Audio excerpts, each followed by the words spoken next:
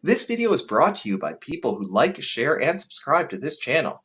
You can also support my work by buying me a coffee. The Fellowship of Guelphissauga continues, with a federal green boost balancing the books at the new library downtown. Like most opportunities to catch a government bailout, both people in the red and some people in the green attended the event. The mayor celebrated the $13.5 million boost with a grand speech at the empty graveyard alongside Lloyd of the Longfields and Councilor O'Rourke. Whereas those in the green, such as Mike of the Schreiners and the Sunshine police officers, skipped out on the event to solve crime and climate change. Can Carly of Klassen and the Elder Elves do anything about the housing cost crisis? And will the federal green boost help those in the red? In an empty graveyard downtown lay the final resting place for $60 million of our freshly laundered tax dollars. Since June of last year, the corporation of the Shire has been clearing out the bones and digging a hole to fund the new central library. Funded by new tax levies, many people in the Shire oppose the monstrous project. Just like other giant projects, such as the new $1 million police station, the Council of Elders were concerned about it going over budget. But luckily, the mayor's YIMBY prayers were answered by the Lord of the Liberals with a federal green boost. "Yimby, yimby, yimby," yelled the mayor as he prepared his speech for the big announcement. The $13.5 million of our tax dollars came from the Green and Inclusive Building Program, which supports green and accessible retrofits by 2050. The new library will be a green building as the first standalone library in Canada to achieve the Canada Green Building Council's Zero Carbon Building Design Standard certification. This certification verifies that the new library was designed to be carbon neutral and will be in line with the World Economic Forum's net zero carbon target by 2050. The mayor was joined by people mostly wearing red instead of green for the Green Initiative announcement. Lloyd of the Longfields was sporting a red tie at the event to honor the Lord of the Liberals.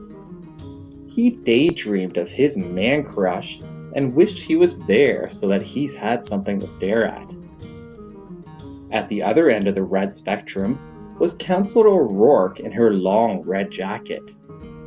She was wearing red to sport her intent to take Longfield's spot in the next election and get more green in her pocket. The green guy, who was expected to be there, Mike of the Schreiners, missed out on the big photo opportunity.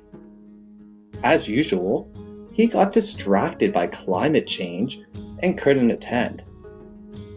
But he wasn't worried, since the new library will have backup power sources and can offer emergency shelter during extreme climate change events. The mayor smirked at the podium while revealing the big announcement.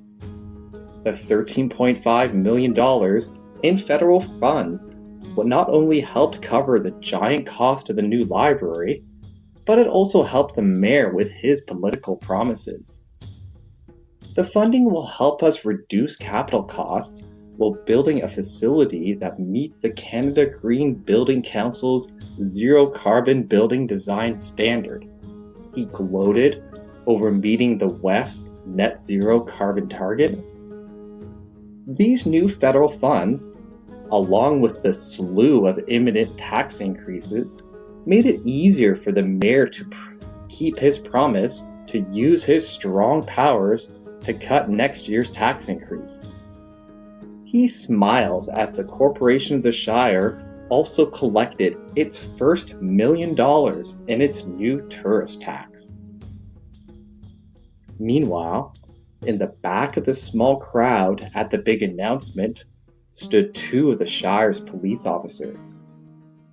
Watching another giant project being built downtown was all too familiar to them, since they've been around the block a few times and saw the same thing happen with their new police station recently.